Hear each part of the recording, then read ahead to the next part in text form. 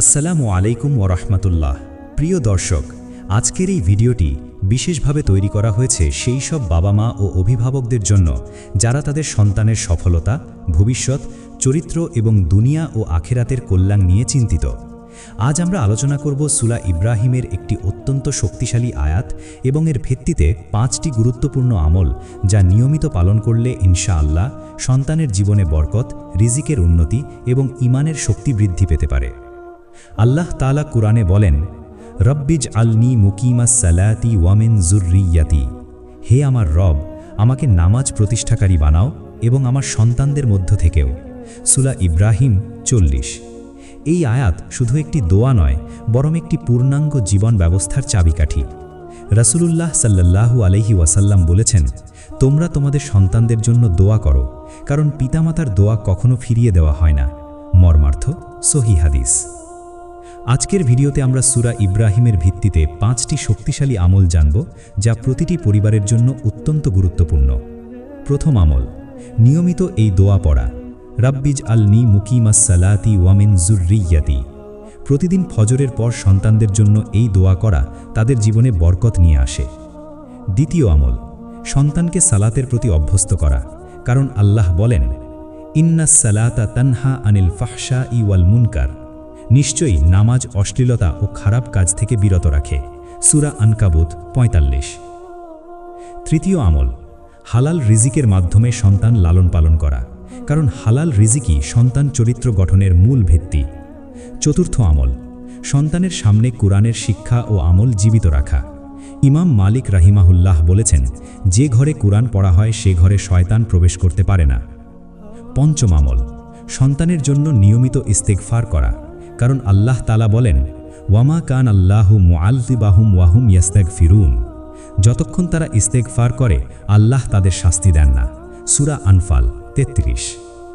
এই 5টি আমল যদি একজন পিতামাতা নিয়মিত পালন করেন, তাহলে ইনশাআল্লাহ সন্তানের জীবনে পরিবর্তন আসবে।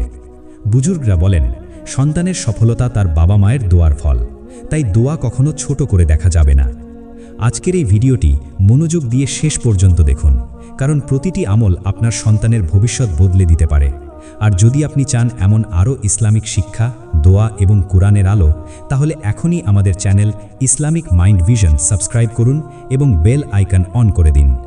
ভিডিওটি ভালো লাগলে লাইক দিন, শেয়ার করুন এবং কমেন্ট বক্সে লিখুন আস্তাগফিরুল্লাহ, যাতে আমরা সবাই আল্লাহর রহমতের পথে আরও কাছাকাছি যেতে পারি। আল্লাহ আমাদের সন্তানদের নেক, সফল এবং ঈমানদার বানান। আমিন।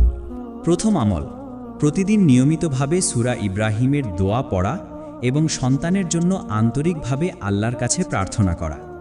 সন্তানের সফলতা শুধু দুনিয়ার অর্জনের ওপর নির্ভর করে না, বরং তার জীবনে আল্লাহর রহমত ও হেদায়াত কতটুকু আছে তার ওপর নির্ভর করে। এই কারণে আল্লাহ তাআলা নিজেই নবী ইব্রাহিম আলাইহিস সালামের মাধ্যমে আমাদের একটি অত্যন্ত শক্তিশালী দোয়া শিখিয়েছেন।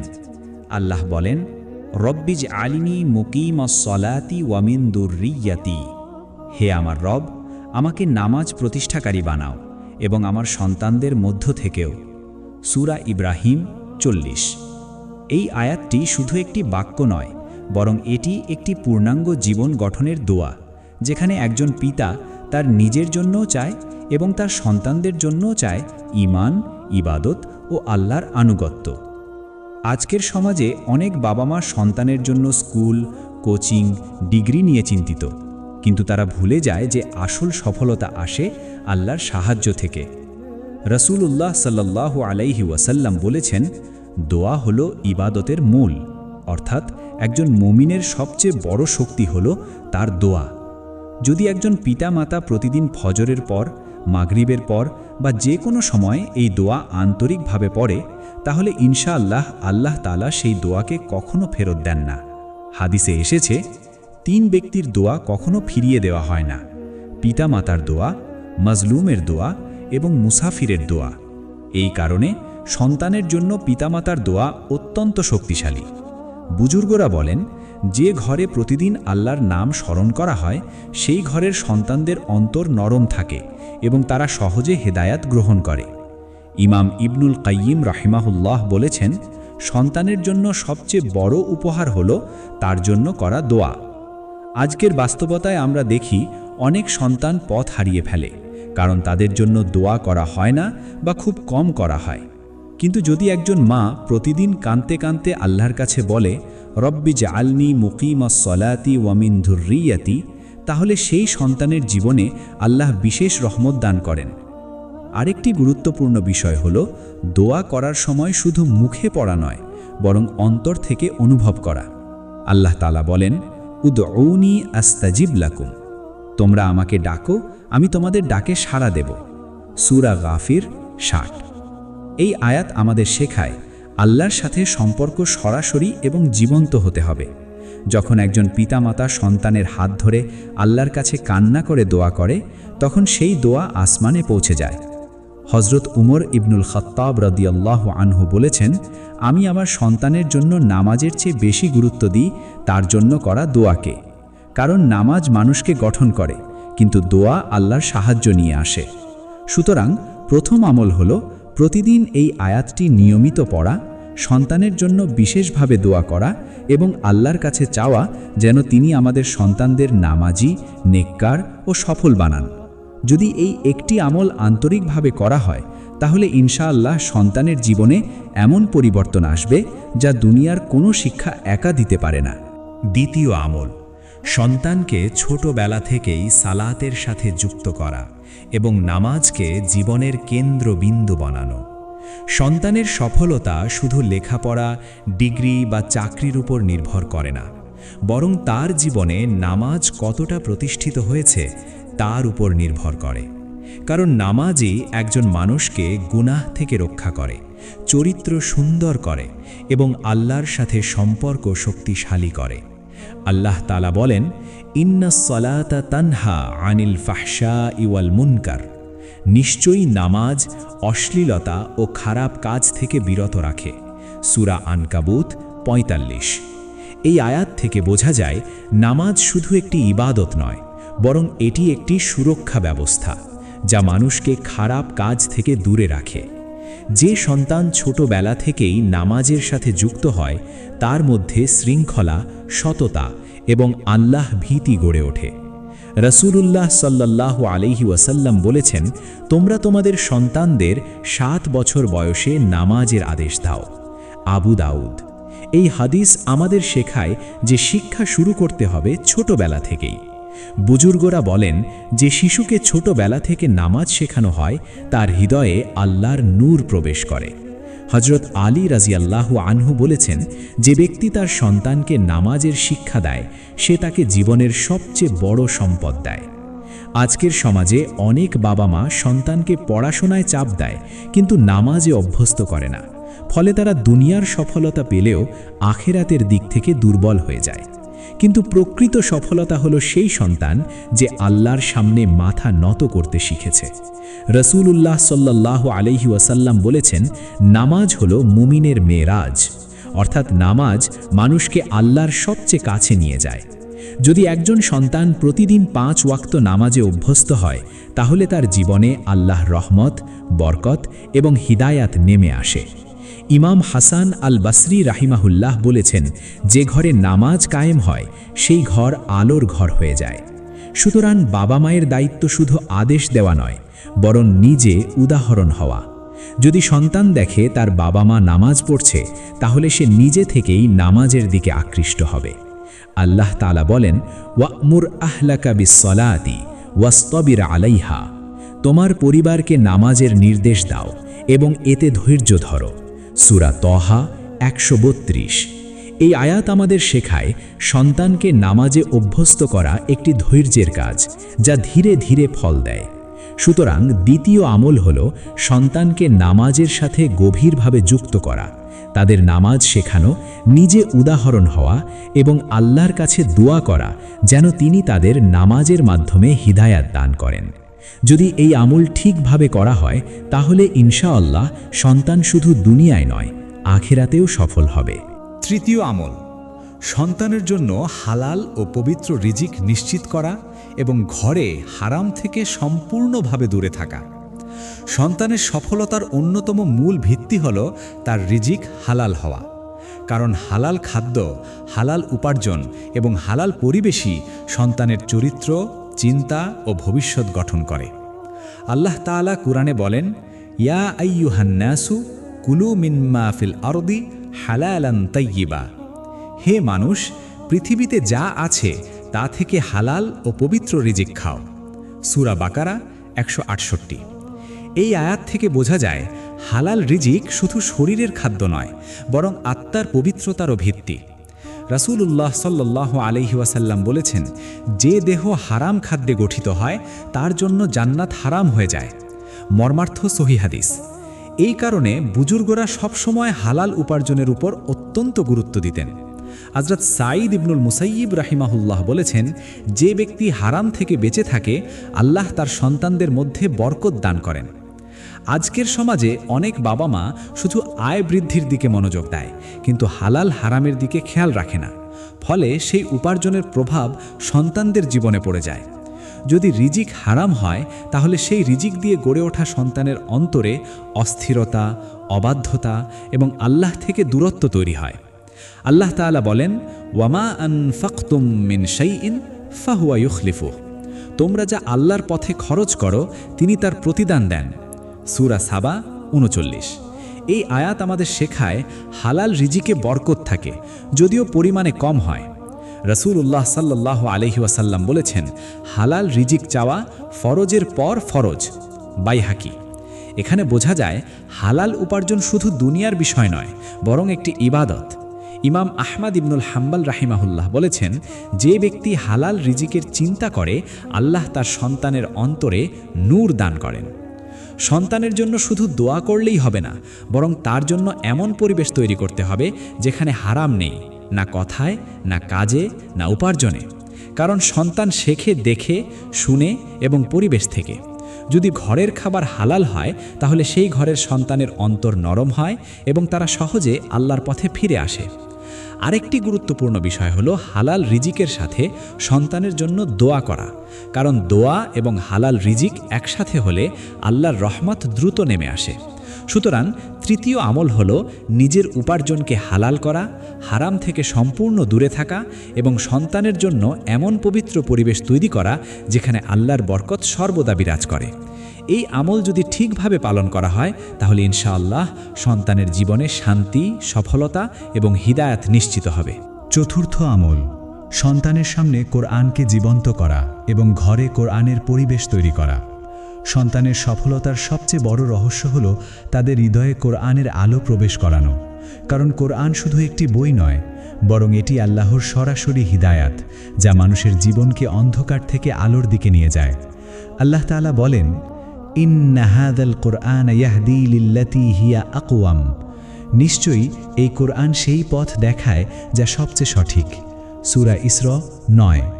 এই আয়াত আমাদের শেখায় যে সন্তান কোরআনের সাথে যুক্ত হয় তার জীবন সঠিক পথে পরিচালিত হয়। রাসূলুল্লাহ সাল্লাল্লাহু আলাইহি ওয়াসাল্লাম বলেছেন, তোমাদের মধ্যে সর্বোত্তম সেই ব্যক্তি যে কোরআন শেখে এবং অন্যকে শেখায়। সহিহ বুখারী। অর্থাৎ সন্তানের জন্য কোরআন শিক্ষা শুধু ইবাদত নয়, বরং সফলতার ভিত্তি।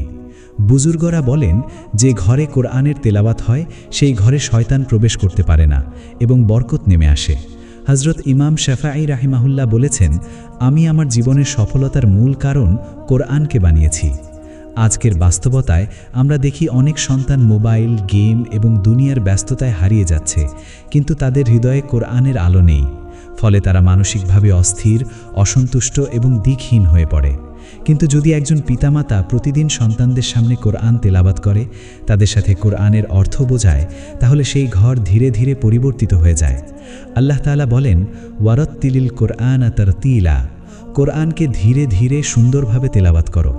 সূরা মুজ্জাম্মিল 4। এই আয়াত আমাদের শেখায় কোরআনের সাথে সম্পর্ক গভীর ও ধীরস্থির হতে হবে।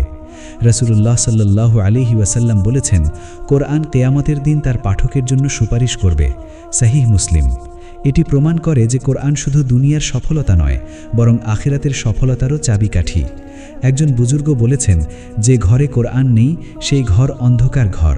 তাই বাবা মায়ের দায়িত্ব হলো সন্তানকে শুধু পড়াশোনায় নয় বরং কোরআনের সাথে গভীরভাবে যুক্ত করা।